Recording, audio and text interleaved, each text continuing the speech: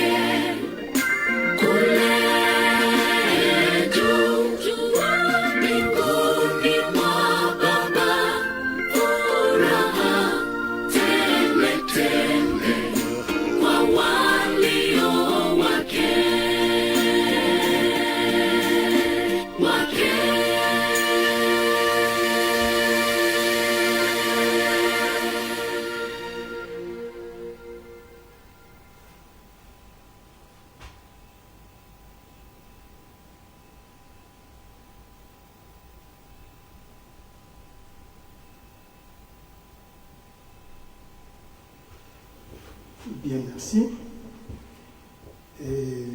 En premier lieu, je vous demande pardon parce que c'est moi qui ai causé le retard. J'ai un retard de 32 minutes. Pourquoi?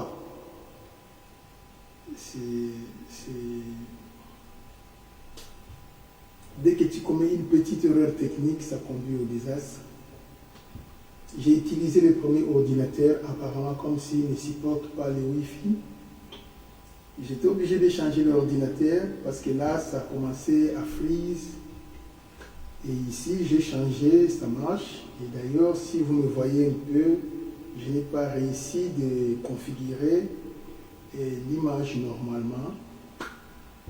Et les écrits que j'ai toujours l'habitude de placer devant vous, il n'y a pas moyen parce que j'étais déjà en retard.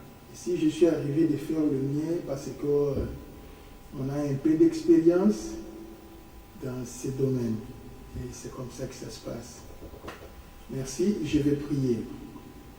Éternel, merci pour ce moment de grâce. Soyez avec nous, tendre Père, que notre causerie te donne gloire. Nous mettons de côté tous ceux qui ne confessent pas ton nom, Seigneur.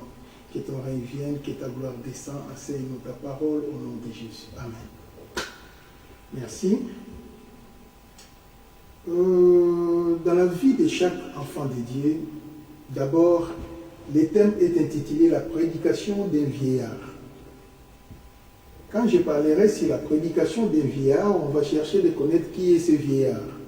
Ce vieillard n'est rien d'autre qu'Éric Maïn. L'âge que j'ai dans le ministère, je ne suis plus jeune, mais je suis déjà un vieillard.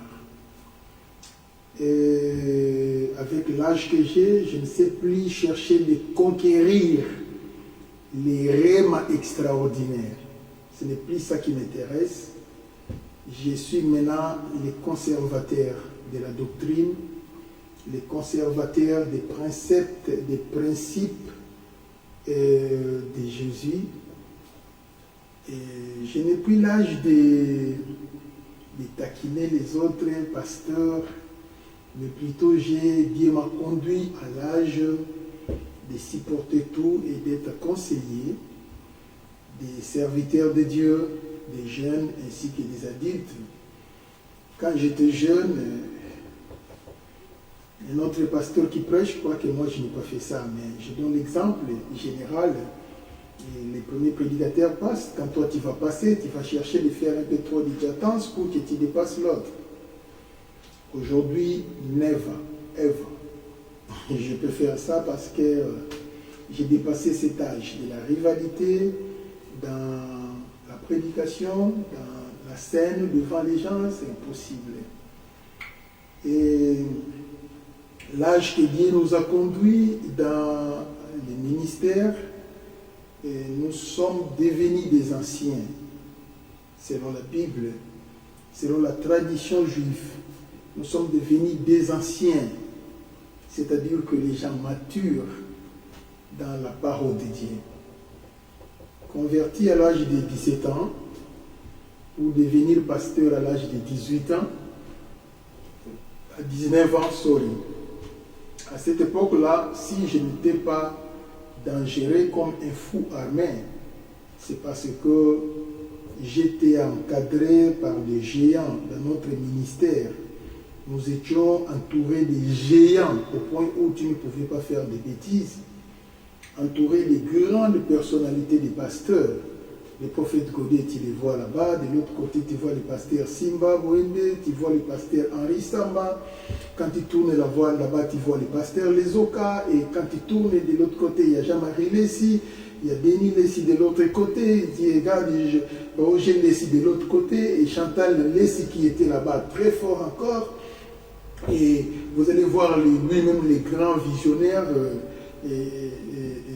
Charles Lessi. Donc, vous ne pouvez pas bouger. Et en dehors de ces gens-là, il y avait encore d'autres personnes, parce que nous étions une génération du niveau très bas.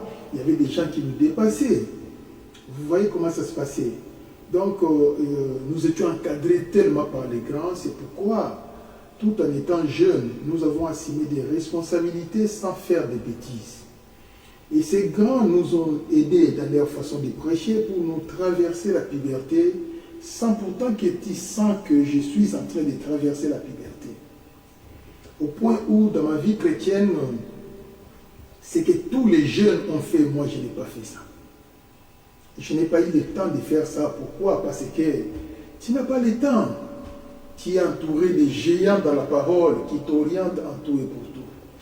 Et chacun des pasteurs nous ont appris, m'a appris quelque chose de spécial. C'est de cette manière-là que ça se passe. En guise de témoignage, quand j'ai parlé, j'ai regardé le pasteur Simba. Le pasteur Simba, il m'a appris comment prier longtemps. Lui, quand tu lui donnes une intention de prière, donc s'il va prier des courtes durées, c'est 20 minutes. Lui, priait toujours longtemps. C'était ça son habitude. Et il était toujours fidèle à l'église, il venait toujours à temps. Avant l'heure de culte, lui était déjà là. Ce sont des choses que j'ai appris auprès de ce pasteur. Mais le pasteur Henri Samba, lui, m'a appris comment prier Dieu à genoux. La génuflexion, ça c'est l'éducation que j'ai reçue de la part de Henri Samba. Il m'a appris comment se mettre à genoux et faire des jeûnes à sec. C'est cet homme-là qui m'a appris ça. Vous voyez maintenant comment ça s'est passé. Par contre, le pasteur Charles Lessi m'a appris la prédication de la foi. La prédication de la foi, cet homme, quand il prêchait sur la foi. Il est difficile d'assister à sa prédication et sortir triste dans l'église. C'est impossible. Et ça, c'était sa ligne. Et il m'a appris comment présenter la prédication de la foi et comment exploiter la grâce. Donc faire l'équilibre entre la loi et la grâce. Mais d'emblée, nous étions plus loyaux et on s'en foutait un peu de la grâce. Mais c'est lui qui nous a conduits dans sa façon de prêcher, de nous faire montrer la valeur de la grâce, de l'amour de Dieu. Et quand je vais voir Jean-Marie Lessi, c'est un monsieur qui m'a appris comment présenter les actions de grande envergure dans les croisades. Tout ce que j'organise, l'inspiration me vient par les croisades de Jean-Marie Lessi. Et c'est de cette manière-là que ça s'est passé. Et le prophète Godé, c'est lui maintenant mon père spirituel, proprement dit. C'est lui qui m'a appris à prêcher. Et j'étais vraiment comme un disciple qui était à côté de son maître quand j'étais avec le prophète Godé. Et j'imitais sa manière de marcher, sa manière de parler, sa manière de prêcher. J'imitais tout ce qu'il faisait. Donc quand tu vois Godé, tu vois Riké Maïna. Il y avait des similitudes parce que j'étais un enfant qui était dans l'apprentissage, comme on dit en pédagogie. L'enfant, c'est un adulte en miniature. Dans ce niveau de miniature, il copie tout. Et c'est comme ça que moi, j'étais. à côté du prophète Godé, Autonville. Vous voyez comment ça se passe. Et ailleurs, il y a aussi des gens qui nous ont stimulés de beaucoup de choses. Des Coutinho Fernando, on partait assister dans ces croisades, et c'était bien, c'était très bien en tout cas. Ça nous donnait les coups de pouce d'aller en avant. Et on assistait aussi comment le pasteur Sita Luemba s'enracinait dans la doctrine, dans la défense de la doctrine. Ce sont des choses qui nous ont aidés, qui nous taillaient pour avoir un bon positionnement dans la vie chrétienne. Et de l'autre côté, on avait les coups d'œil rapides sur la structure, la façon d'être stricte de Moïse, Mbi et des pères. Ça nous a aidés. Nous n'étions pas les gens de Bethel. On ne fréquentait pas Bethel, mais on voyait comment lui était radicaliste dans les principes que lui définissait comme étant les principes doctrinales, et c'était wonderful. On aimait ça vraiment. Voilà, en grosso modo, je peux commencer à faire trop de détails, mais ça, ce sont des gens qui nous ont révolutionnés. J'ai assisté dans plusieurs croisades internationales. Il y a des hommes d'Osborne, de Renard Bonke. J'ai assisté à plusieurs croisades, mais il y a un homme qui m'avait révolutionné. J'ai vu ce que je n'ai jamais vu. Un homme qui faisait tomber toute l'église quand il dit recevez les gens tomber comme des chenilles qu'on secoue dans un arbre. C'était Cédric Kanga, paix à son âme. Ça, c'était terrible.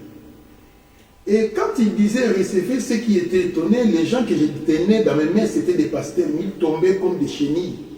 Et je suis resté seul debout. Cela ne fait pas dire que j'étais fort, non. C'était incroyable. Donc Cédric Kanga, son passage au Congo, c'est un passage qui m'avait électrocuté. C'est de cette manière-là que ça se passait. Voilà en grosso modo. Mais dans l'éducation primaire que nous, on avait, je ne pouvais pas dire que mon père spirituel, c'est Cédric Kanga. J'ai maintenant des papas, never. Je n'ai jamais fait ça dans ma vie. J'ai toujours reconnu Cyril Lepa comme ma mère et Godé Autonvia comme mon père. C'est ça mon témoignage. Tous les autres, ce ne sont que des choses que j'ai acquis ça et là, qui sont venus au-dessus du fondement.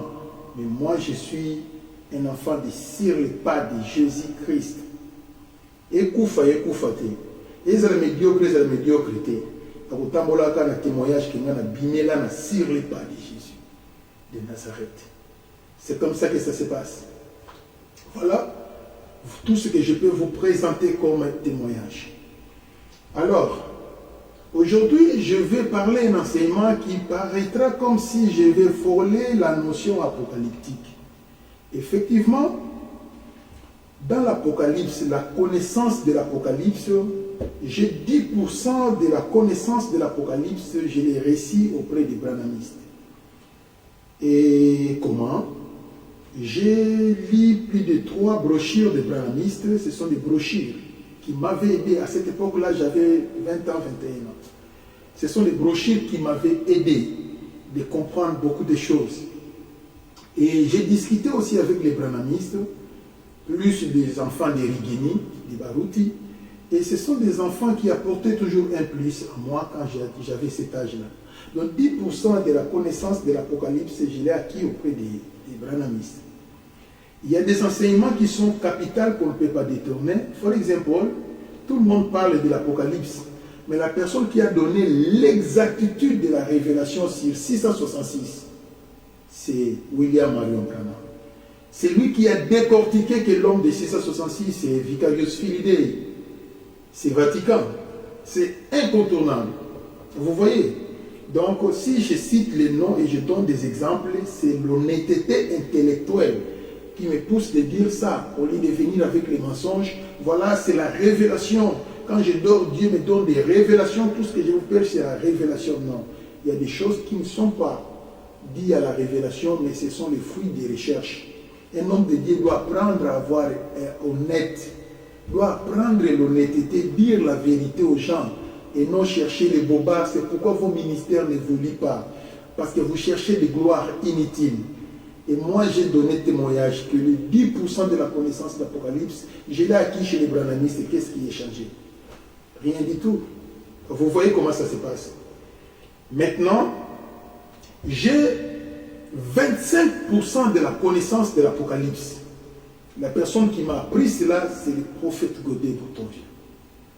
Cet homme, c'est lui qui m'a appris l'Apocalypse. Donc, avoir la perspective apocalyptique. Parce que moi, avant de venir dans des églises évangéliques, j'étais protestant CAC. On ne peut pas parler de l'Apocalypse, les protestants ne savent pas ça. On ne prêche même pas ça.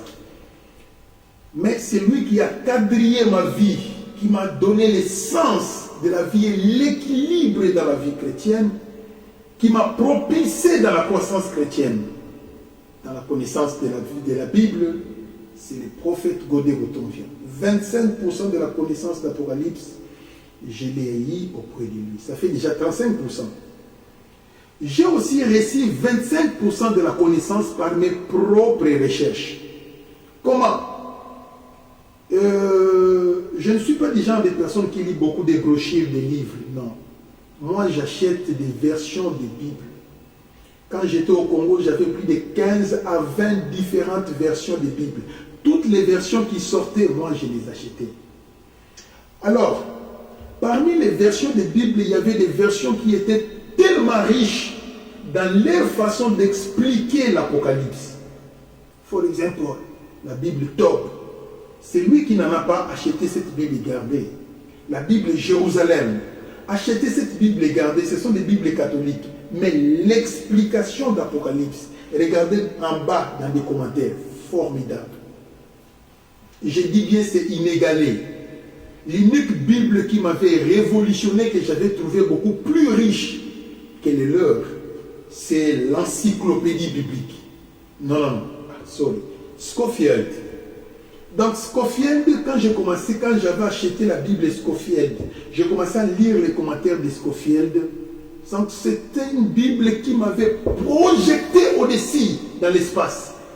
Parce que j'ai compris des choses que je ne comprenais pas. Les commentaires de la Bible Scofield est extrêmement riche. Mais par contre, la Bible Jérusalem et Tob, ce sont des Bibles catholiques. Ce sont des Bibles qui ont ouvert encore mes yeux dans l'explication, dans la connaissance de l'Apocalypse. Et maintenant, nous avons aussi la Bible Scofield a expliqué, il y a beaucoup d'autres Bibles, des Magafé, des ceci, des cela, des Thomson. Vous voyez, toutes ces Bibles avaient bel et bien contribué pour ma connaissance de l'Apocalypse. Vous voyez maintenant comment ça se passe. Donc, 25%, je l'ai eu dans des recherches des différentes versions des Bibles que moi j'achetais. Ça m'a propulsé dans la maîtrise de la connaissance de l'Apocalypse des gens. Cela voulait dire que la première personne qui a expliqué l'Apocalypse, ce n'est pas William Marion Branham, mais plutôt c'était les pères spirituels qui ont écrit la Bible à ce temps-là. Ceux qui avaient déjà eu la capacité d'expliquer cela. Et William Marion a donné beaucoup d'explications qui n'étaient pas dans toutes les versions des Bibles. For example, la véracité et la précision des 666. Ça, c'est seulement William Marion Branham qui avait donné ça. Tous les autres tâtonnaient. Mais lui était allé dans l'exactitude et c'était la vérité. C'est de cette manière-là que ça s'est passé. Chaque personnage a son avantage et avec ses désavantages aussi. Ça s'est passé comme ça et ça se passe comme ça. Et maintenant, au XXIe siècle, j'ai découvert un pasteur américain. Et j'ai cherché son nom, je n'ai pas trouvé. Vraiment, ce pasteur, il a une façon de comprendre l'Apocalypse. Il y a des concepts qui sont tellement convaincants au point où j'ai bénéficié beaucoup de choses auprès de lui. C'est un homme qui est allé loin dans la révélation apocalyptique, c'est papa américain. Et il m'a aussi donné 10% de la connaissance.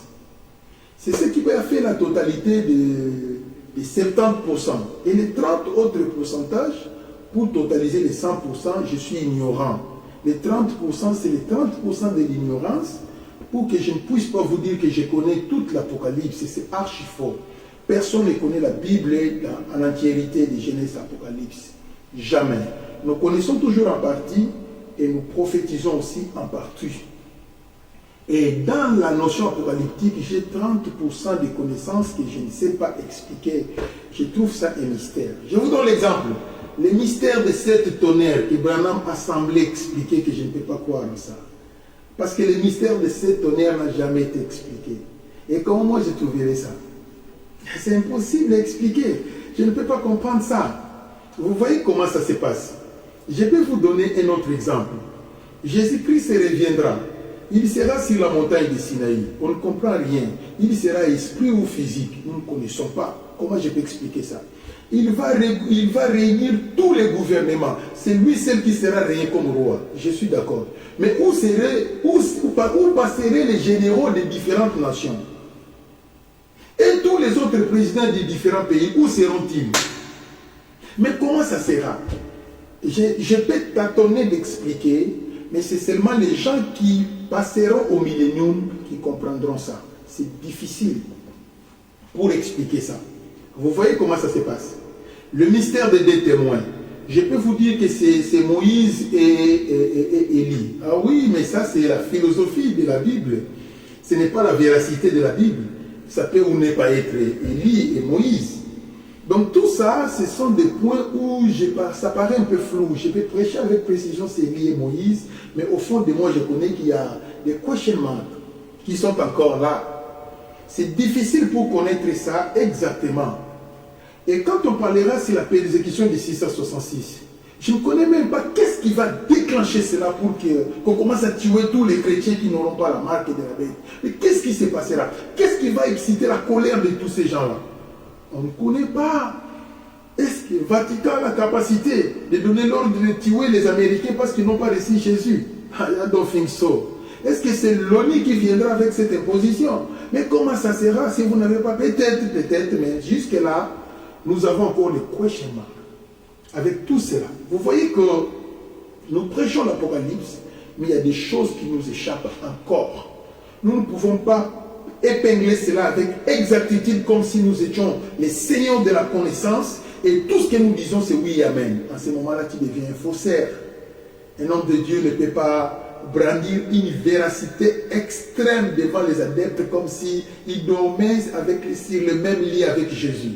Non, ça c'est dangereux. Je vous appelle à la repentance, les pasteurs. Nous connaissons en partie et nous prophétisons en partie. Je donne l'exemple. Je suis parti prêcher, je viens d'organiser une croisade à Luanda.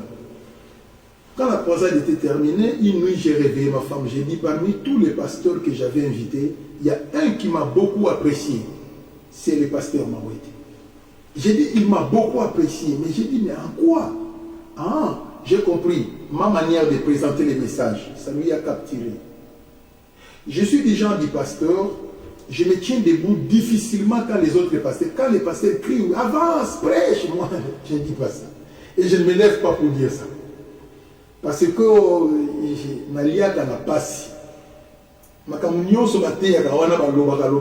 sont des choses que je connais déjà. Mais ce qui pasteur a commis un niveau qu'on laisse convaincre, en tout cas, à Yebi. Mais quand les pasteurs m'ont été prêchés, je suis resté debout pendant plus de 20 minutes en train de regarder cet homme qui est en train de décortiquer l'agneau. J'ai dit, je n'ai jamais écouté de telles choses. Et j'ai compris que cette croisade, mais parce que ignorance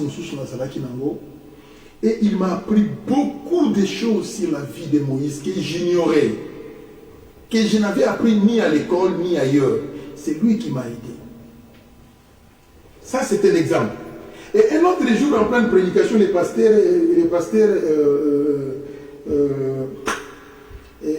le prophète Miezi qui dit, j'ai appris beaucoup de choses quand les révérends ricains prêchaient. Et moi aussi, un jour, je me suis levé pour dire que Miezi a animé toute la salle. Mais Babylon, ce sont des choses que j'ai gagnées, j'ai bénéficié, j'ai beaucoup aimé. Je connaissais ça déjà. Mais la manière dont il a harmonisé ça, j'ai dit ça, c'est formidable. Vous voyez que nous connaissons en partie et nous prophétisons en partie. Donc quand nous présentons les messages, tout ça, nous sommes vertébrés, chevronnés dans l'évangile humain. Évangile est à la bongo. Mais quand quelqu'un dit que moi je suis au top, c'est moi qui connais, les autres ne connaissent pas. Et vous inculquez cette notion à vos adeptes. C'est toi qui es le souverain. Les autres ne savent rien. Tu prépares les égarés dans ton église. Apprenez-les. Je connais un peu. Et une autre partie, vous allez apprendre ça ailleurs. Ils vous apprendront. Parce que moi, je ne peux pas tout connaître. C'est ça en ce qui concerne la vie chrétienne. Il y a des gens qui disent que mes pasteurs, tu parles souvent, tu parles beaucoup de ton expérience, tu n'as pas encore commencé de prêcher. J'ai déjà commencé. J'ai dit, le thème d'aujourd'hui est intitulé La prédication d'un vieillard. Et ce vieillard n'est rien d'autre qu'Éric Maïnd. Comprenez bien ce que je suis en train de vous enseigner. C'est pour cela. Aujourd'hui, tous les enfants, si vous sentez que je suis enfant, au cours du Manayo Play, que nous connaissons film à Nigérien au parce que ce que je vais dire, ça ne concerne pas les gens qui ne comprennent pas la Bible.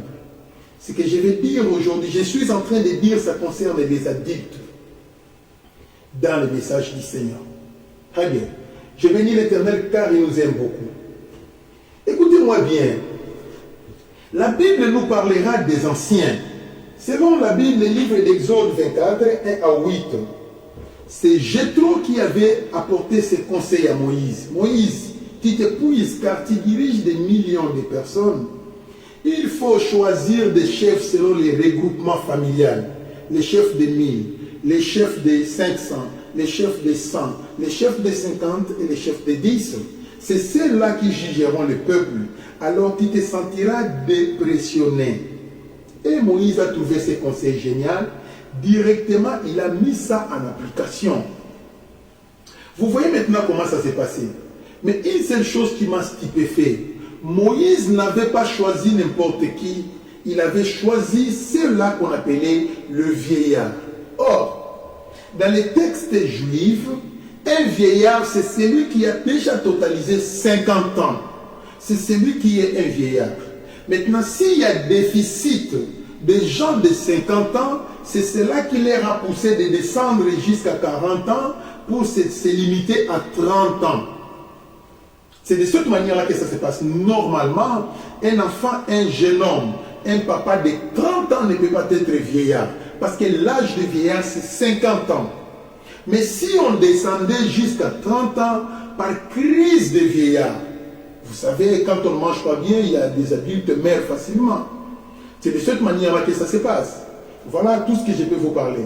Le nombre de vieillards qui sont en Europe est inégalé par rapport au nombre de vieillards qui sont en Afrique. Chez nous, on décède déjà à l'âge de 45 ans. L'espérance de vie en Afrique, chez nous au Congo, 45 à 60, les gens meurent déjà. Mais or, ici en Europe, les gens peuvent aller. L'espérance de vie, ça varie déjà.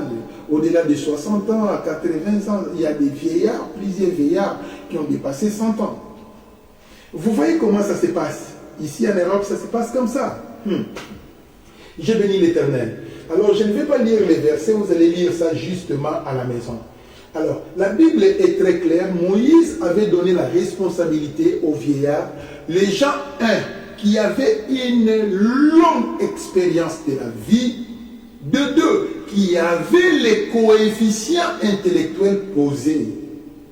C'est de cette manière-là que ça se passe. Parce qu'on ne peut pas choisir un étourdi qui a 50 ans. Parce qu'il a 50 ans, te donne des responsabilités. Mais non, toi qui as un défaut mental, on ne peut pas te donner la responsabilité. Il faut avoir un bagage intellectuel, 1. Les coefficients intellectuels, 2. Ainsi que une longue expérience de la vie. Donc si vous avez déjà festoyé 50 bonnes années, ça suffit pour qu'on vous appelle ancien en Israël. Et ça s'est passé comme ça. C'est pareil dans un pays. Si vous avez un président adulte, vous n'aurez pas trop de guerre. C'est pareil dans une famille. Si vous avez déjà un grand frère qui est avancé en âge, tous les autres subalternes n'auront pas assez de difficultés parce qu'il a la longueur de la compréhension. Par contre, si vous avez tous l'âge, l'écart d'une année, ça ne peut pas marcher. Parce que celui qui est votre grand frère fera la jalousie. Quand une petite soeur sort un peu, il fait la jalousie. Rentrez, il devient Charlot boxeur.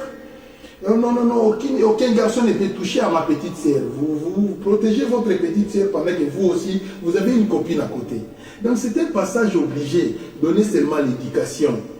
En tout ce que tu vas faire, soyez intelligent. Il faut éviter la grossesse. Soyez intelligent, il y a des maladies qui existent. Même si tu devenais milou, tu n'arriveras jamais d'arrêter les chiens qui ont l'habitude de sauter la clôture. La chèvre de M. Séguin continuera à sauter les murs. C'est de cette manière-là que ça se passe. Mais une personne qui peut vous donner un tel conseil, c'est seulement un vieux. Mais un jeune ne connaît pas ça. Il ne connaît pas ça. Lui va mettre des lois et des lois et des lois. Ça ne vaut pas la peine. C'est comme si vous vous mariez à peine avec un garçon, il est trop jaloux de vous, il vous surveille, vous partez au marché, il regarde la montre. Et quand vous rentrez, il commence à regarder la montre, il vous regarde. Est-ce qu'il vient réellement du mal? Comment ça? C'est pourquoi tu fais ça? Ça n'a pas de sens. La fidélité, ce n'est pas dans la forme, c'est dans le cœur. Tu dois apprendre à avoir confiance de votre femme, de votre mari. Au lieu de faire des jalousies, les dépassements des bornes de jalousie, ça ne vaut pas la peine. Ça ne vaut pas la peine. Ce n'est pas cette jalousie qui fera de ta femme fidèle. Si elle est infidèle, elle restera toujours infidèle. Vous voyez comment ça se passe. Votre jalousie, au contraire, va accentuer cette cause. C'est comme ça. La fidélité, c'est un état d'âme. Si on est fidèle, on est fidèle. Si on est infidèle, on est infidèle. C'est de cette manière-là que ça se passe. Ton problème, laissez passer le temps. Si elle est fidèle, vous vivrez ensemble. Si elle est infidèle, tu l'arrêteras. C'est pareil aussi pour les hommes. Un homme qui fait trop de poèmes, je suis fidèle à ma femme, ce n'est pas un problème. C'est le temps qui nous le fera savoir. Si tu es fidèle, c'est tout à fait normal. Si tu es infidèle, ta femme t'attrapera par la main un jour. C'est de cette manière-là que ça se passe. Aujourd'hui, on a toujours dit que voilà, il y a des choses, la femme est fidèle à son mari, l'homme est fidèle à sa femme. Mais il y a des choses qui est la plus fidèle, qui dépasse l'homme, qui dépasse la femme, c'est le téléphone. Ne touchez pas à mon téléphone. Mais pourquoi? Je ne sais pas pourquoi il y a des couples, vous allez voir, l'homme ne connaît pas les mots de passe du téléphone de sa femme. Why? Dans un couple, la femme ne connaît pas les mots de passe de son mari. Pourquoi? Mais qu'est-ce qu'il y a à cacher là-bas? Ça n'a pas de sens. Quand l'homme, la femme va toucher le téléphone de son mari, le mari est mal à l'aise. Qu'est-ce que c'est? Mais pourquoi? Ça n'a pas de sens. Vous voyez comment ça se passe. Donc, quand la femme va remplacer la haute fidélité au téléphone que son mari, il y a déjà la trace de l'infidélité. Et quand l'homme va donner plus de la valeur à son téléphone qu'à sa femme, il y a déjà l'infidélité. À l'intérieur, c'est très, très clair. C'est de cette manière-là que ça se passe. Je n'ai rien à cacher. Rien à cacher. Je n'ai pas besoin d'avoir mon salaire et je ne veux pas que ma femme puisse connaître. Mais pourquoi? Je viens avec mon salaire est là-bas. Tu vas faire ça comme dépense, ça et ça, tu vas donner à ma mère. Oh non, pas à ta mère cette fois-ci, c'est moi qui donne l'ordre, donne à ma mère. C'est tout. Tu es un homme, tu es un lion, tu n'as pas le temps de discuter. Ce que tu as dit, ça reste comme ça. Tu ne peux pas être un homme en gibon. Tu commences à aider les gens en cachette. Parce que ma femme ne puisse pas connaître. Fais ça que ma femme ne puisse pas connaître. Non, papa, ça ne se passe pas comme ça. Sens-toi libre. Mais cela ne veut pas dire que si tu es lion, il faut commencer à dévorer les autres. Non, il faut exercer les pouvoirs et l'autorité que Dieu t'a donné dans le calme et la tranquillité. C'est ça ce que Dieu veut. Voilà grosso modo de tout ce que je peux vous parler. C'est pareil aussi pour la femme. La femme, quand elle est là, elle doit être à l'aise dans sa maison. Sans pourtant voir père, mon mari est lion. Non. Soyez tranquille, maîtrisez votre mari et ça marchera. Je bénis l'Éternel car il nous aime beaucoup. Il y a un verset qui nous précise exactement que pour être ancien, il faut avoir l'âge de 50 ans. Mais s'il n'y a pas les gens de 50 ans, on descend jusqu'à 40, voire même jusqu'à 30 ans, Nombre chapitre 4, dans le verset 34. C'est un verset intéressant que je peux lire. Nombre chapitre 4.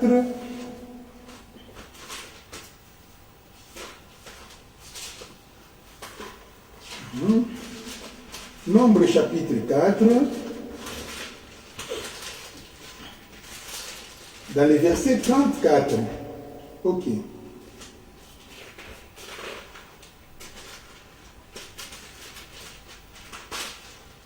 Ok, la Bible dit ceci.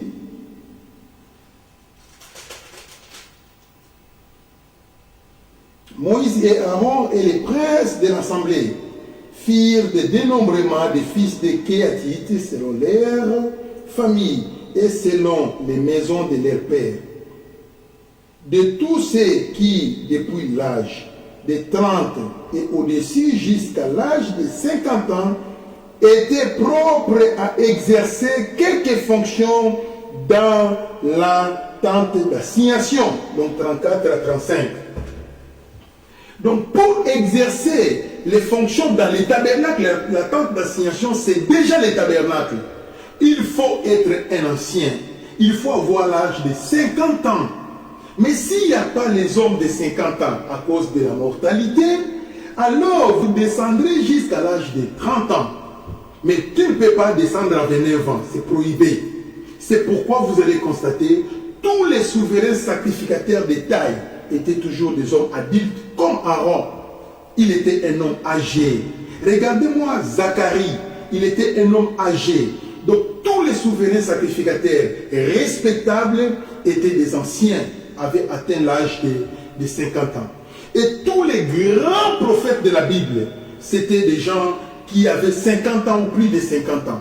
Donc quand on est serviteur de Dieu, plus tu grandis, plus tu deviens dangereux. Plus l'onction augmente, plus la puissance du Saint-Esprit augmente, plus la capacité de la prédication augmente, parce que tu grandis.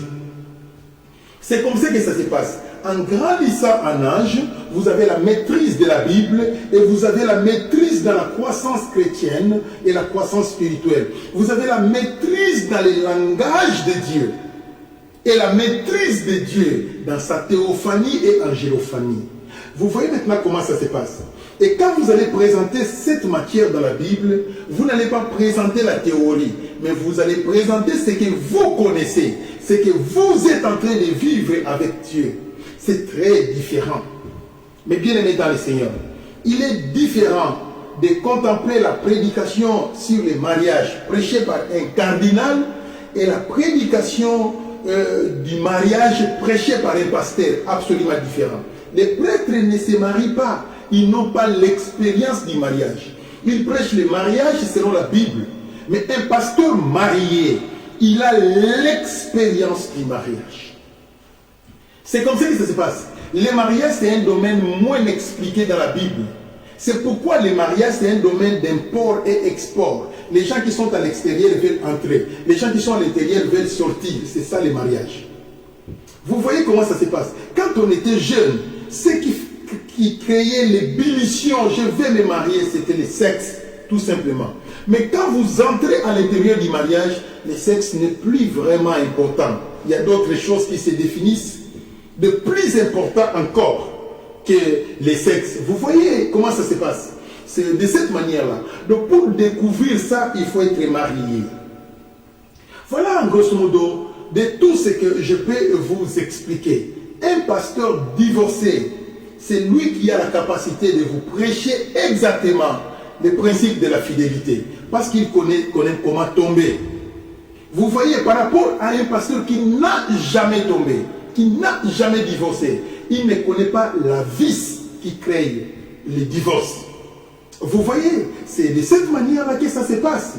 Ne pas divorcer dans la vie ne veut pas dire que vous êtes de meilleurs exemples. Non, vous êtes tombé auprès d'une femme par laquelle vous avez la même façon de voir les choses.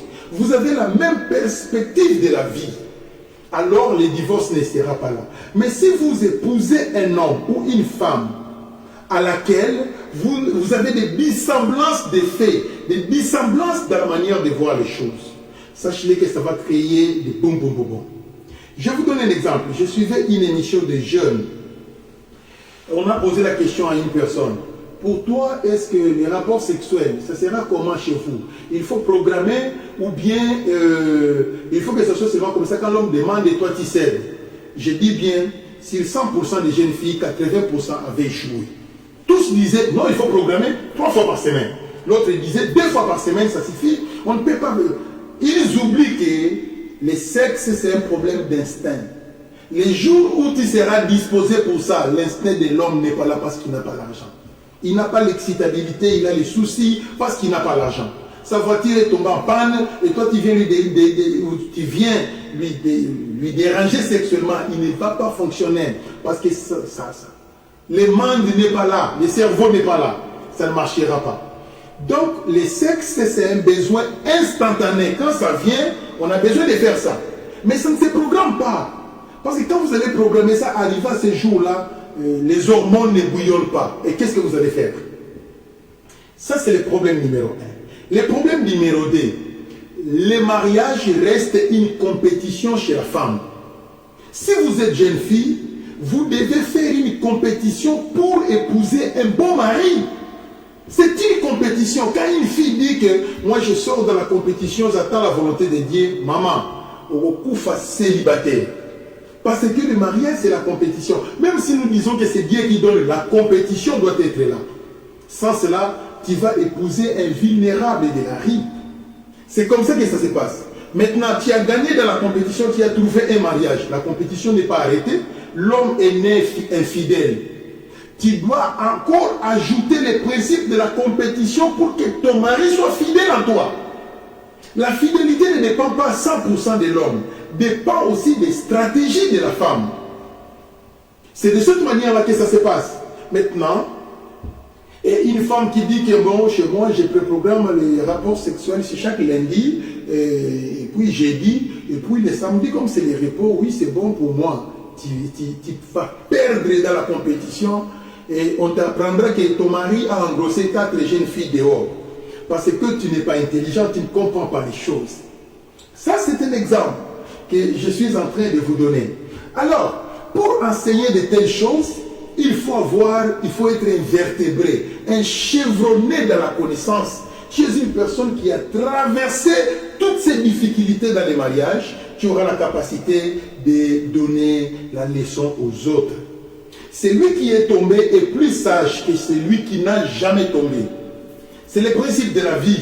Celui qui est tombé, qui s'est relevé, c'est celui qui a plus compris la conséquence de tomber. Mais celui qui n'a jamais tombé, il ne connaît pas ça. C'est comme ça que ça se passe dans la vie. Celui qui s'est déjà blessé a la connaissance plus que celui qui ne s'est jamais blessé. On a ma zika na mafuta te, a une expérience à cuisine te par rapport à moi, je suis à zika na mafuta. Ce sont des lois de la nature. C'est comme ça que ça se passe. Mais pour avoir la maîtrise de ça, on nous ramène à être ancien. Une personne qui a suffisamment l'expérience et tu auras la maîtrise de toutes ces choses-là. C'est pour cela, vous allez constater, je suis maintenant dans le livre de Luc, chapitre 3, verset 23. Vous allez comprendre que Jésus avait commencé le ministère, non à l'âge de 18 ans, non à l'âge de 25 ans. Mais pourquoi Jésus a passé tout son temps à traînailler inutilement à la rue au lieu de commencer la prédication? Il a fallu que la loi des Écritures puisse s'accomplir. Qu'un ancien ne peut avoir que l'âge de 30 ans avant d'assumer les responsabilités sacerdotales. C'est l'ordre de l'Éternel, ce n'est pas Moïse qui a établi, c'est Dieu. C'est ça qui avait fait que Jésus soit au parvis pendant 30 ans. Et à l'âge de 30 ans, Jésus a commencé le ministère. Parce que la Bible a dit qu'un ancien, l'âge minimal de l'ancien, c'est 30 ans. C'est pourquoi Jésus avait commencé son ministère à l'âge de 30 ans.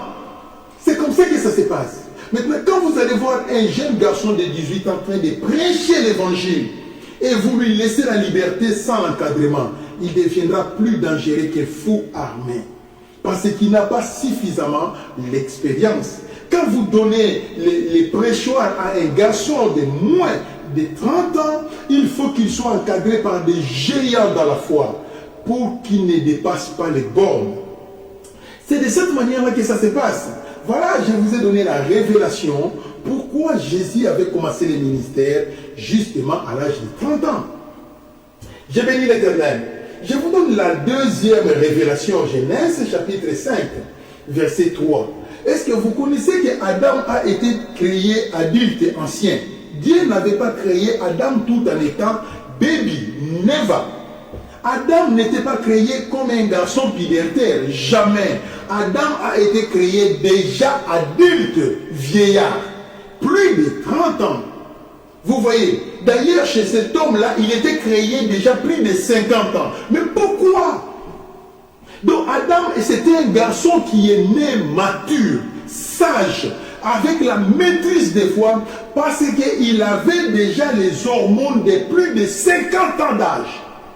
Il avait déjà les réflexes de plus de 50 ans d'âge. C'est pour cela, quand Dieu avait dit à Adam, donnez les noms de toutes choses, Adam a donné les noms de toutes choses sans erreur. Et Dieu n'avait pas reproché. Vous pouvez imaginer ça. L'unique reproche que Dieu avait donné à Adam quand il avait péché. Quand Adam avait péché, à cause du péché, Adam a commis la première erreur. Au lieu de fabriquer un meilleur vêtement, il est allé prendre les feuilles du figuier. Dieu a vu, oui, ça c'est la première bousogologie d'Adam. C'est la première bêtise d'Adam. Et Dieu est venu corriger l'erreur d'Adam pour la première fois. Il lui donna les vêtements de peau de bête. Mais en réalité, tous les noms qu'il avait donnés, il y a combien de planètes? Il y a combien d'étoiles? Il y a combien d'animaux herbivores? Combien de carnivores? Combien d'oiseaux? Combien de reptiles? Combien d'insectes? Combien de poissons? Combien de forêts? Combien de montagnes? Combien de tout cela? Combien d'arbres? Lui a donné les noms de toutes choses sans erreur. L'erreur était venue seulement quand il avait péché. Mais bien aimé dans le Seigneur, il est impossible à un homme rempli du Saint-Esprit commettre les erreurs. Si vous passez le temps de votre vie dans le remplissement du Saint-Esprit, devant le podium, vous ne commettrez jamais des erreurs. C'est impossible parce que vous êtes connecté, branché. Attention, être rempli du Saint-Esprit ne vous protégera pas de ne pas tomber dans les péchés. Avoir la capacité de résister devant les péchés, ça c'est une autre éducation. Vous voyez comment ça se passe? C'est un autre principe que vous allez joindre dans votre cerveau, que moi je ne vais pas faire ça, je ne vais pas faire ça, je ne vais pas faire ça. C'est de cette manière-là que ça se passe. Et je vous donne l'exemple d'Éric Maïn. Quand on vous dit que le pasteur Eric a voyagé au Gabon, il a aimé une fille là-bas, directement, moi la Canadji, il s'est beaucoup aussi. Parce que c'est le principe de ma vie en mission. Un missionnaire ne peut pas commettre un péché, tel que l'impudicité, l'adultère. Ça risquera de changer les données de ta mission. Tu ne peux pas faire ça. Donc ça, c'est le principe de ma vie. Je suis né comme ça, je suis grandi comme ça. C'est le principe de ma vie. Et c'est comme ça que je mène ma vie. Vous voyez comment ça se passe? Bon, je vais vous donner un autre exemple.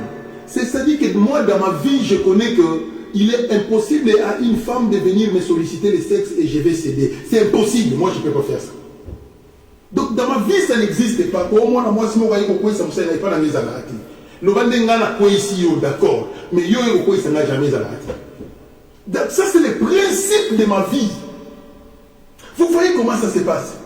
Hein? Et qu'il pleut, qu'il neige, les jours ou la nuit, je vais assumer, oui, c'est moi le responsable. Parce que je connais que c'est moi qui ai commencé. C'est comme ça dans la vie.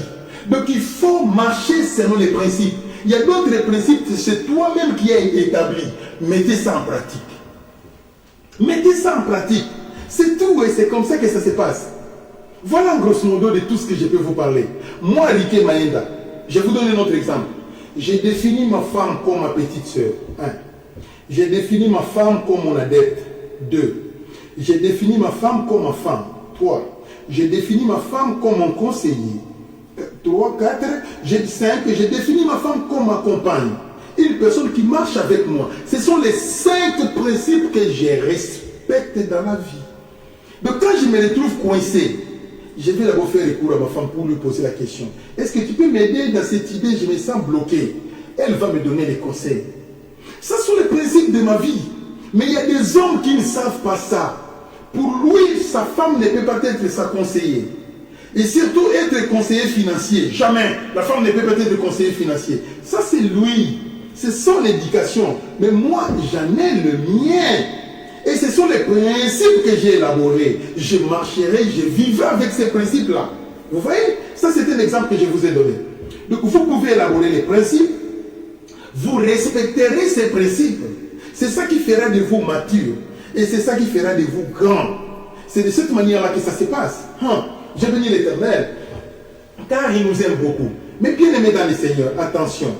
Il y a des gens qui confondent des choses. Beaucoup de pasteurs moko, qui soit disant prophète, Dieu les utilise. Qui appelle les petits kadogo prophètes, des petits prophètes, vous priez ensemble toute la nuit, veillez pour qu'eux prophétisent et toi tu... Oh!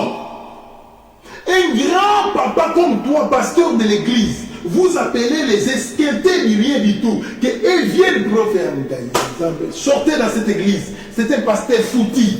C'est comme un père fouti, c'est un égaré. Sors dans cette église. Comment un homme de Dieu peut manquer la capacité de causer avec Dieu? Ça n'existe pas. Que tu sois pasteur, que tu sois bon, qui prophète les organismes, qui prophète les organismes, on appelle ça bino andini, ainsi dit l'Éternel. Mais si je vais causer avec Dieu,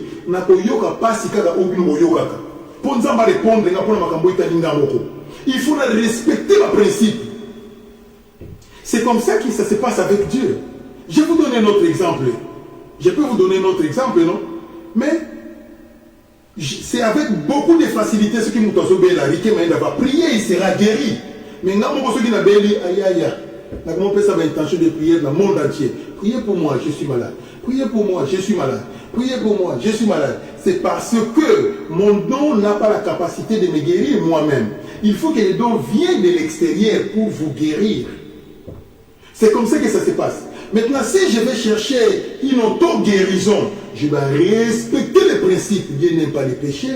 Il faut que je confesse d'abord. Je me présente devant l'Éternel. Dans un tel cas, je vais présenter une offrande. Quand je présente mon offrande, après, je vais prier de cette manière ici. J'ai rempli les conditions. Si je ne remplis pas les conditions, Dieu aussi ne va pas répondre. Il ne va pas répondre. C'est de cette manière-là que ça se passe.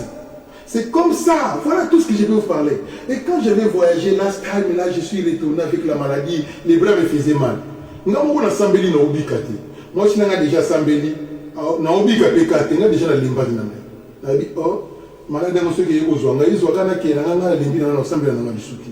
mais c'est elle qui continuait. Pendant qu'il y avait 5 scènes, c'est elle qui me donnait les directives. Non, non, fais ça, fais ça. Mais ce qui m'avait étonné, j'ai fait ce qu'elle m'avait dit.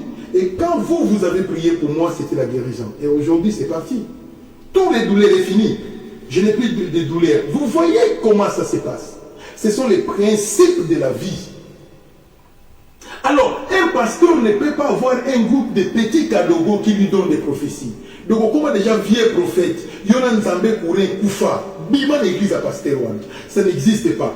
Un pasteur, ce qui nous a embalobé la gaïe sousté, c'est qu'un vieux prophète à Pingwa, c'est un égaré. Tout serviteur de Dieu a un moyen de communication avec Dieu. Ça, c'est le premier principe. Or, c'est que tu respectes les principes de la méditation, tu respectes les principes de jeûne et prière, tu respectes les principes de l'obéissance à l'Éternel, tu respectes tous les principes de la Bible. Alors, Dieu viendra te parler. Mais si vous ne respectez pas ça, comment Dieu va venir vous parler? Chaque jour, vous allez voir la télévision, vous avez l'information qui a gagné, tu sais ce qu'il dit, vous allez au M23. Chaque jour, tu n'as pas le temps de gêner, tu n'as pas le temps de prier. Non, les gens là l'avant, pour la boutou, na bimana, salon na sambela, aux pasteurs, aux salangoté. Tu préfères dormir en retard pour avoir une information de Gaza Salinini, Gaza Zongi Siboye, Abongo Siko Israël, Zongi Siboye, Abongo Siko Irak, Kéli Boye. Tu n'as pas le temps de comprendre que ça c'est la distraction. Tu fais du monde, fin du monde. Ça ne peut pas me distraire. Je ne vais pas investir tout mon temps dans des bobards, dans des foutaises comme ça. Non, c'est à un temps je jette les coups d'œil. Mais ça ne peut pas être ma préoccupation. Non,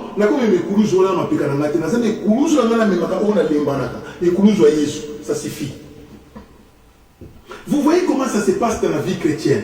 Le chemin de la maturité, le chemin de la grandeur, ce qui peut changer l'histoire de votre vie, Ce sont les principes que vous allez élaborer dans votre marche, dans votre conduite.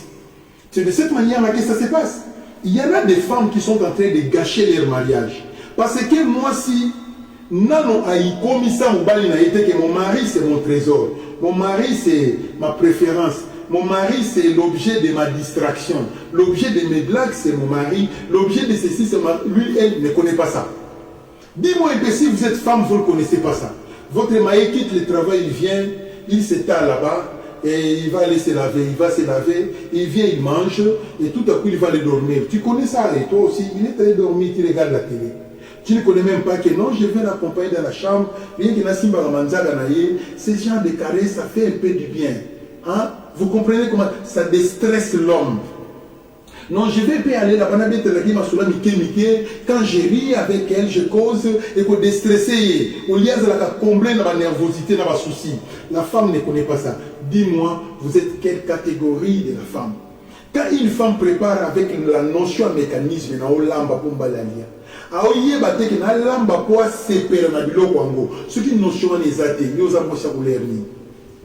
vous voyez comment ça se passe?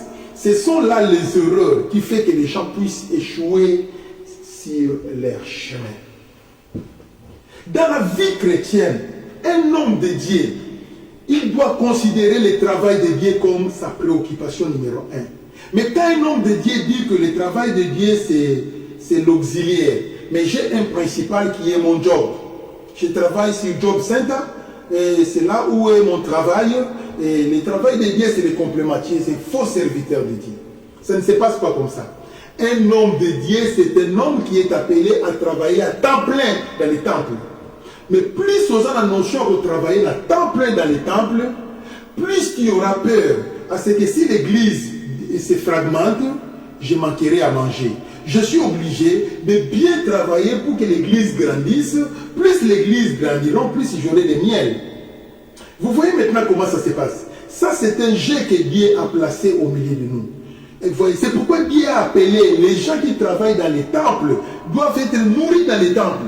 Mais cela ne veut pas dire que parce que dans les temples, il y a beaucoup à manger. Non, c'est un piège que Dieu nous a tendu pour nous donner l'amour du travail, parce que nous dépendons de ce travail-là. Si quelqu'un t'appelle au téléphone à 0 heure, je suis malade, tu es condamné de prier pour lui, parce que c'est lui qui viendra avec la dîme demain. Tu es condamné de te réveiller. Tu ne peux pas dire que moi je ne vais pas faire ça. Mais si vous avez votre travail dans la fonction publique, quand le téléphone, j'aime pas ça. Fermez le téléphone. À ce moment-là, tu ne remplis plus les fonctions sacerdotales. C'est comme si la docteur m'apporte. Docteur a matin la limbi. Tu vas mourir, c'est fini. C'est l'unique docteur que vous avez dans les quartiers. Il a refusé. Bon, fais comme si vous étiez dans la forêt. Et qu'est-ce que tu vas faire? Tu vas mourir.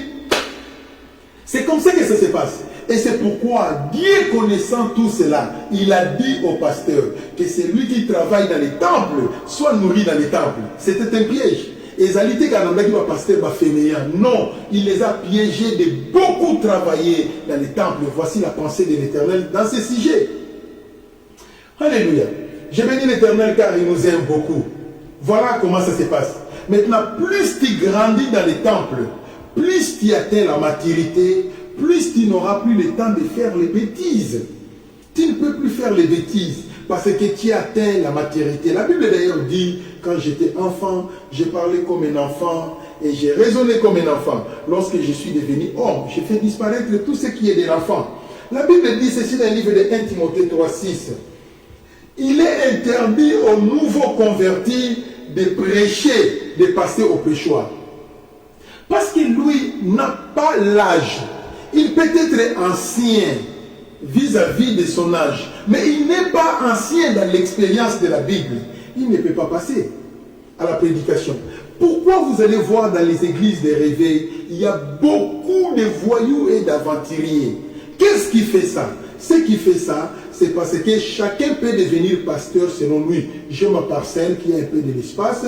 J'ai 4 belles sœurs à la maison, 2 petits frères. Nous commençons l'église demain. Moi-même, je suis le pasteur.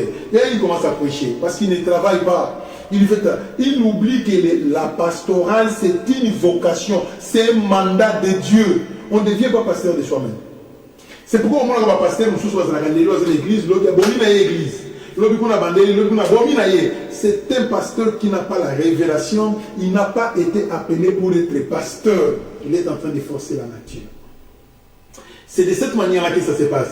Je demanderai à tous les pasteurs, il ne faut pas donner la responsabilité à quelqu'un parce qu'il est partenaire. S'il n'a pas rempli les responsabilités, les responsabilités, les principes sacerdotaux, ne faites pas ça.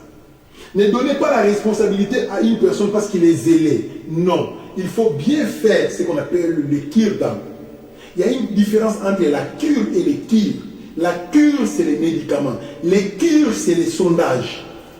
C'est ce que nous appelons le cure-d'âme. Ce que nous faisons à l'église, c'est les sondages. Il faut bien faire les sondages, être sûr de la personne que vous voulez donner la responsabilité. C'est de cette manière-là que ça se passe. J'ai béni l'Éternel. En tout cas, dans l'histoire de ma vie, j'ai commis des erreurs aussi, mais pas trop. C'est ce qui concerne donner la responsabilité aux gens. Je faisais un effort de placer la pierre qui convient à la place qui convient. C'est de cette manière-là que ça se passe. Et les enfants étaient élevés dans une éducation exceptionnelle. Vous voyez, et les enfants avaient l'amour de leur église, de leur pasteur, l'amour de Dieu, d'une façon inégalée dans toute la district de Moamba. Vous voyez comment ça se passe? Qu'est-ce qui faisait ça? Avoir la maturité dans la vie chrétienne. Quand je suis venu en Europe, je vous dis, aujourd'hui, 12 ans, Ricky Maïda en Europe, je n'ai pas une église. Et on me propose, ah, on a Newcastle, passe pas, dans l'église, non, ça l'église, pourquoi? Parce que j'ai d'autres objectifs à atteindre. Quand j'aurai fini mes objectifs, je commencerai l'église. Lesquels de ces objectifs? Na Congo, na continue à l'université, na sollicité pour la retraite, pour la campagne, université Koufi. Na continue université, na sollicité pour la retraite, pour la campagne, université Koufi na Poto. Na Lobaki, je dois d'abord privilégier mes études. C'est tout. Mais quand on m'appelle d'aller prêcher, je vais aller prêcher. C'est comme ça que ça se passe. Vous voyez? Mais quand je finirai toutes mes études,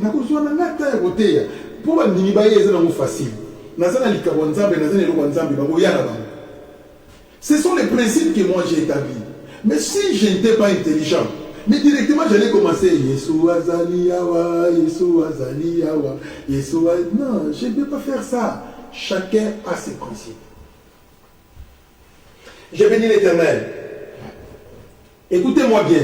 Il y a des gens qui disent pasteur, mais il y a des enfants. Mais qu'est-ce que cela veut dire? Oui, il peut avoir la prophétie. Il peut avoir 8 ans. Moi, la prophétie. Mais tu ne peux pas lui donner les responsabilités sacerdotales malgré la prophétie. Parce que la Bible dit ceci, Job, chapitre 32, verset 7. Hein? La Bible dit un grand nombre de jours enseigne la sagesse à toi. Oh, il faut attendre à moi. Au verset où vous êtes moyen. Quand on va trouver que dans le cas pasteur, il y a beaucoup de jeunes qui ont des minutes, mais il y a beaucoup de jeunesse. Mais la vérité, tout ça, pour ça, moi, il est que la candidate, on a pour les jeunes pour profiter, il va avoir sous responsabilité du bambabouya. Je disais à moi-même, les jours parleront, un grand nombre des années enseigne la sagesse. Alléluia. Un grand nombre d'années enseigne la sagesse. Mais or, la Bible dit quelque part, la crainte de l'Éternel est le commencement de la sagesse. Ah, ce verset est incomplet.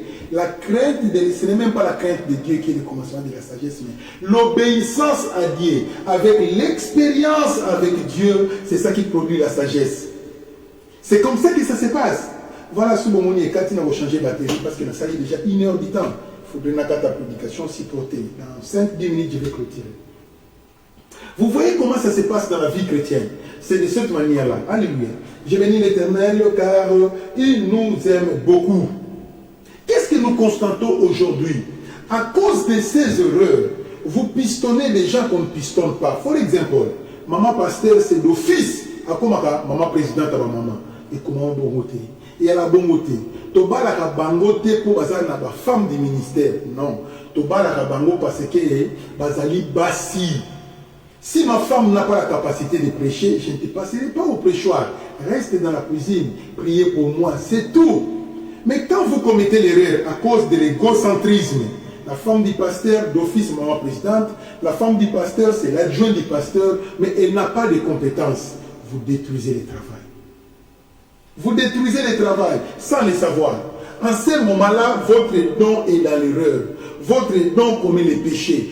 Don na yezo pingwa. Parce que vous êtes en train de les manipuler selon votre propre volonté, non selon les idées de l'Éternel. Chaque don est guidé par le Saint-Esprit. Quand un don commence à être guidé par soi-même, c'est à côté. Un pasteur a la facilité au monde à prophétiser le Kouta. Ah, mouli moyo, eze ya Satan, démon sort. Ah, mouli vision oyo, eze ya bandoki, démon sort.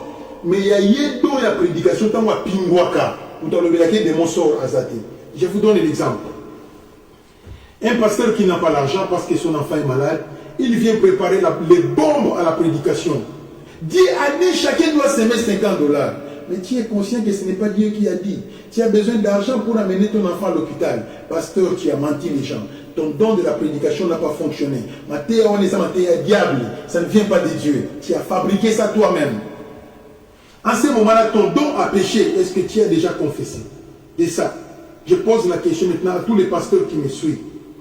Un autre pasteur, avant d'aller prêcher, ici a préparé la citation où il y a pour animer les salles. Pour éviter ceux qui n'ont pas animé les salles, il y a une tension dans les salles. Donc vous voulez animer les salles pour qu'on vous jette de l'argent.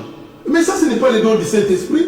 Vous êtes devenu un malhonnête organisé, un malhonnête en Bible dans la main. Donc tout ce que vous êtes en train de faire, vous êtes en train de préméditer cela pour faire la scroquerie indirecte au podium. Don a eu le pingouin. Le don du Saint-Esprit, c'est un don du diable qui est en train de fonctionner en ce moment-là.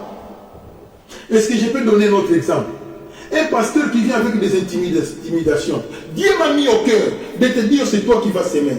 Mais tu es conscient que ce n'est pas Dieu qui t'a mis au cœur. Est-ce que bluff pour que les gens payent plus d'argent?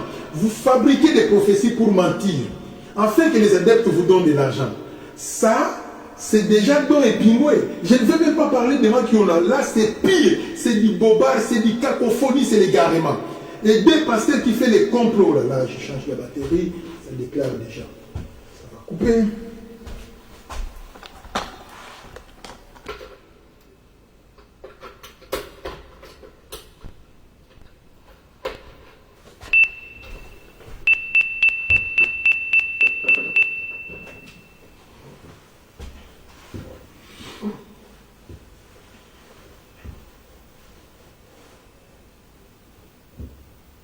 Ok, merci beaucoup. Donc, quand un pasteur est en train de faire les maquiona, donc celui-là n'est pas un égaré, c'est le fils du diable en personne. Ici, je suis en train d'expliquer comment le don de la prédication peut tomber, peut faillir. C'est comme ça. Un pasteur qui va aller voir un adepte, il dit, il faut une veste, une louer jeep, pour moi, on jeep pour les anda. Pour ceux qui n'ont qu'un jeep à Makasi, tu vois, on peut s'en appeler offrande à Mouneni, à au moins on a pasteur en Zalaté. Regardez tous ces plans-là. Mais pasteur, quand tu fais ça, mais tu es sorcier. Tout ce que tu fais, ce n'est pas le Saint-Esprit.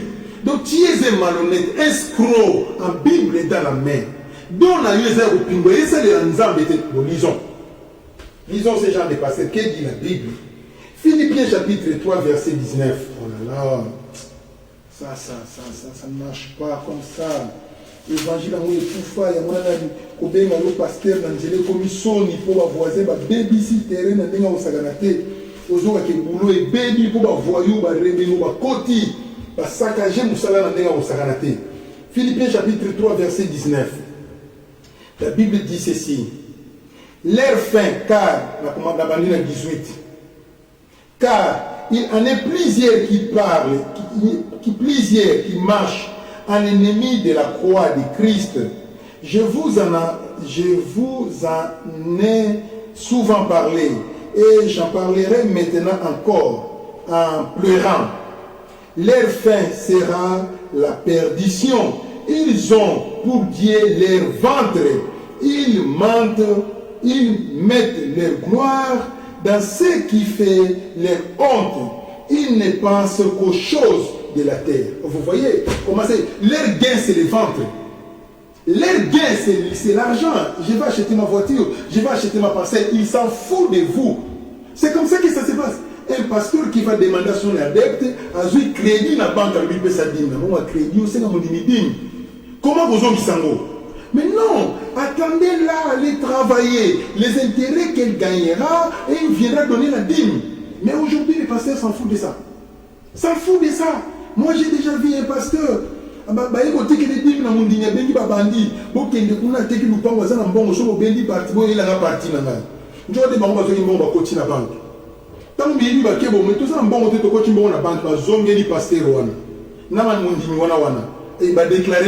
Regardez-moi le niveau où il y a les catastrophes est en train de s'opérer.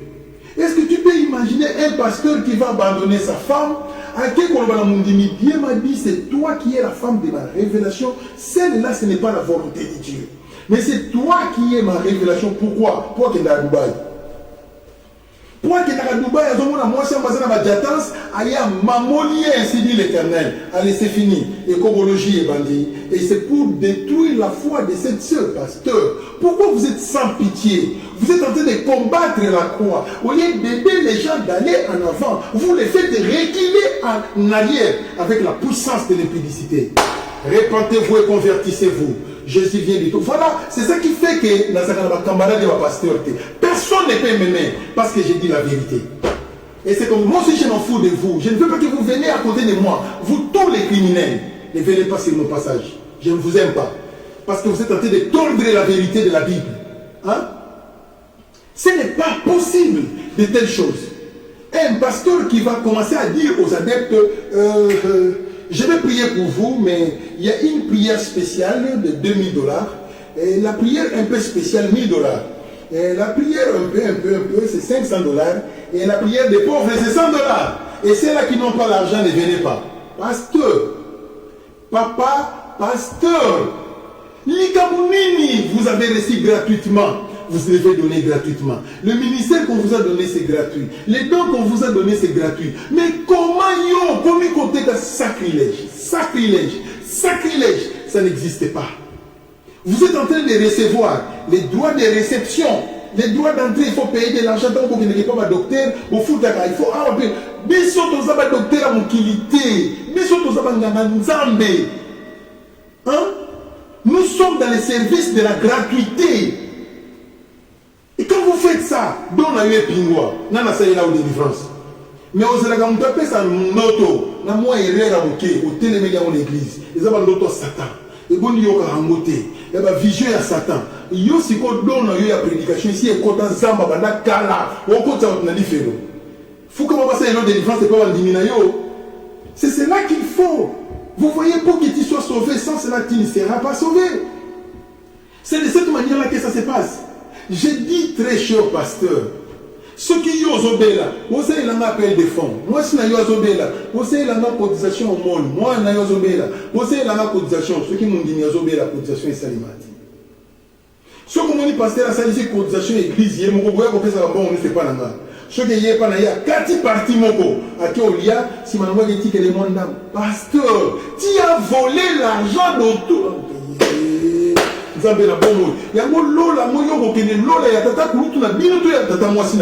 Ça c'est un péché. Très cher pasteur, répentez-vous et convertissez-vous. Il y a des pasteurs, quand il invite un autre pasteur qui vient à l'église, tellement le pasteur a bien prêché, les adeptes ont donné l'argent, les pasteurs donnent l'ordre au protocole.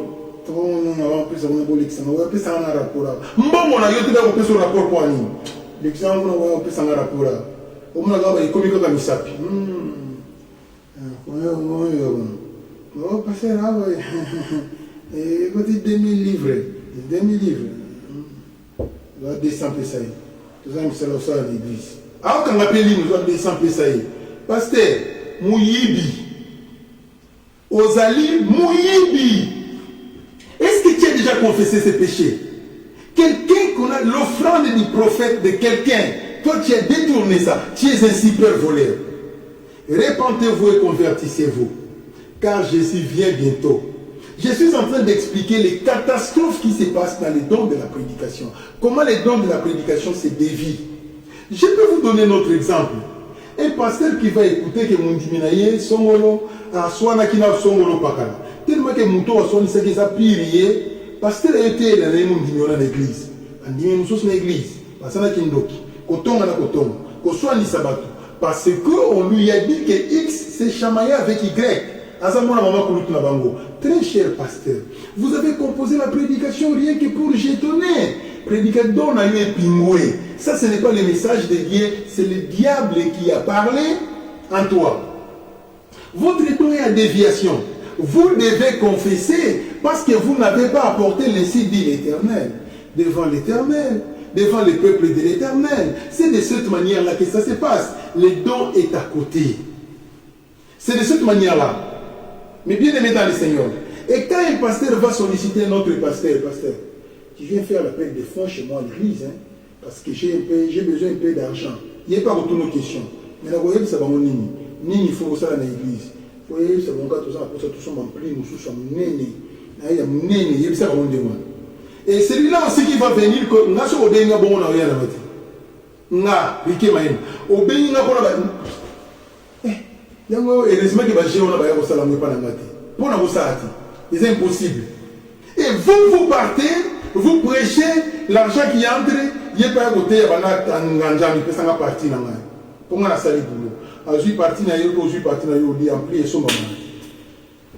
c'est la escroquerie. Vous voyez, quand un pasteur fait ça,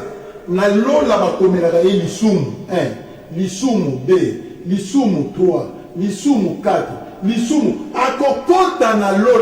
c'est pourquoi la Bible dit, tous ceux qui me disent Seigneur, Seigneur, n'entreront pas tous dans le royaume des cieux. Pourquoi? C'est parce que la prédication est devenue pour eux une occasion de chute. Le mal qu'ils sont en train de faire, c'est cela qui est en train de jongler leur vie, leur ministère. Mes très chers collègues pasteurs, répentez-vous et convertissez-vous, car Jésus vient bientôt.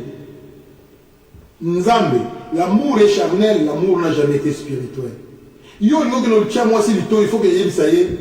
Nzamba lobi yo za moi si avina nzamba lo ba bongo te. Nzamba lo ba bongo. Nzamba lo ba bongo te.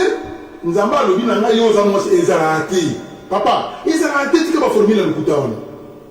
Ne faut jamais faire ça. Aimer Dieu. Aimer Dieu. Aimer Dieu. Aimer Dieu. Kinoye aya Kinoye aya Bisotoko bila Yesu Kinoye aya Ba okutu ba yiba ka moi bien abongo ba pasteur na zonkyo aza pasteur na kumboka na butu ade na kolia ba hey bongo la mutema bandimi ba yebite ko zaka noki Nzambe ayebi ke yo zali pungu na butu Kinoye aya Kinoye aya Bisotoko bila Yesu Kinoye aya. Comment se fait-il qu'un pasteur, l'homme de Dieu, a marié, mais diagonesse église a pesa déjà moi na yeba bimaka. Et ça secret diagonesse na moi na pasteur. Pourquoi diagonesse a l'intérêt par na yebo pasteur a na lukema. Na diagonesse na moi na pas pasteur. Lola isa no ko na binote bo keji felo. Bobo on la mitema lelo. Na yebi ke lobi bo kima bo yate, bo kima na bino. Lobi je vais continuer la prédication. Kinoye aya Kinoye aya Bisotoko bila Yesu Kinoye aya. Oza moussa inanzambo za pasteur. Mais nombre de jeunes filles oyo salisi avortement. Baleki déjà 350. 350 baleki. Kinoye aya Kinoye aya Bisotoko bila Yesu Kinoye, aya, kinoye, aya, kinoye, aya, pisotoko bila Yesu, kinoye, nzambe nanga. Levez-vous, chacun va prier pour son pasteur. Levez-vous, soulevez les mains. Priez pour ton pasteur. Ce pasteur n'a eu zanga, sambera kunanga. Loba na nzambe salisa pasteur na rikima. Ce pasteur n'a eu mbwangi, sambera kuna mbwangi. Ce qui pasteur n'a eu kombo na pasi ya boloko, sambera kuna pasi ya boloko. Ce qui pasteur n'a eu kombo na inani, sambera kuna ye. Nzamba pesa vie, nzamba restaurer, nzamba simba, nzamba sala. Levez-vous tout le monde. Priez pour les pasteurs. Priez pour les pasteurs que vous connaissez. Priez pour l'ambassade d'Nzambe. Nzamba Sunga Bango. Bible lobby, ils séduiront même les élus si c'est possible. Bible lobby, dans les derniers temps, les gens abandonneront la foi. Waouh! Priez pour les pasteurs. Alléluia. Alléluia. Nzamba Pambolo pour Sambela Kunanga. Nzamba Pambola yo pour Sambela Kunanga maman. Nzamba Pambola yo parce que Sambela Kunanga. Alléluia. Merci Seigneur. Merci Jésus. Merci le Tout-Puissant. Merci le Roi des Rois. Merci le Rédoutant. Merci l'incomparable Dieu. Je t'aime beaucoup Seigneur. Je t'aime beaucoup Seigneur. Je t'aime beaucoup Seigneur. Toi c'est l'adoration, l'honneur, la puissance et la gloire à jamais. Par le nom de Jésus de Nazareth. Sunga basali na yo. Sunga bana na yo. Telimisa bango. Sunga basali na yo. Sunga bana na yo. Telimisa bango. Sunga basali na yo. Sunga bana na yo. Telimisa bango. Sunga basali na yo. Sunga bana na yo. Telimisa bango. Sunga musala na yo. Telimisa yango. Kombo na yo ekumisama. Esanzolama. Na kombo na Yesu Kristo. Waza musungi pe mbateli na biso. Merci Seigneur Jésus. Merci Seigneur le Roi des Rois. Alléluia.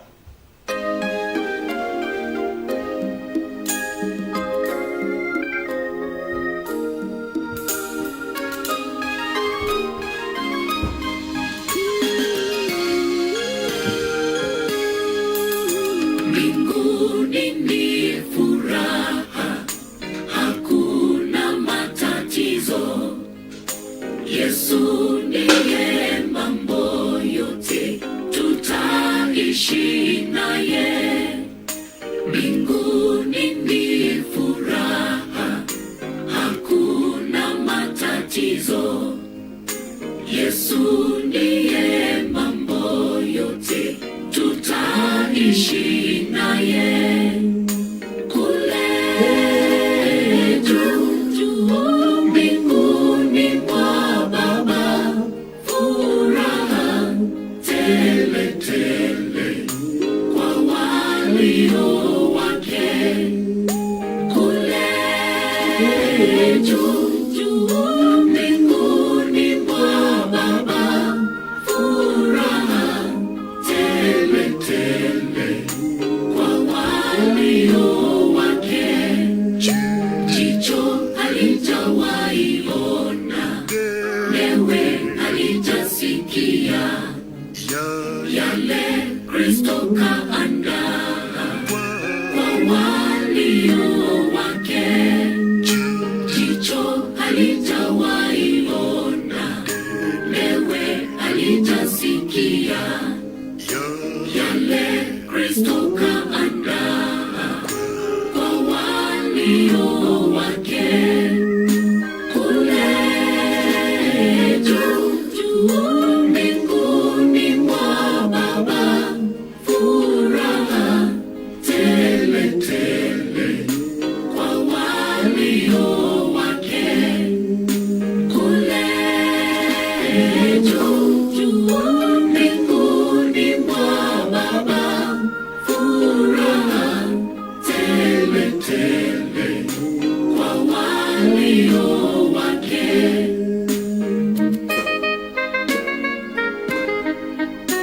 C'est demain que je prierai pour les malades. Demain, il y aura la prière pour les malades, il y aura la prière pour tout le monde. Aujourd'hui, je suis venu présenter seulement les productions. Lélo n'a pas présenté l'introduction et un message. C'est demain que nous allons entrer dans la dimension. On priera pour les malades, on priera pour tout le monde demain. À 18h juste, ne manquez pas. Et surtout que nous avons changé et modifié les appareils. Nous restons avec ceci. On va continuer à travailler avec ça parce que ça maîtrise bien le Wi-Fi de la maison. Nous sommes arrivés à la fin. Que l'Éternel vous bénisse. Que l'Éternel soit avec vous. I love you so much. God bless you in the name of Jesus. Hallelujah.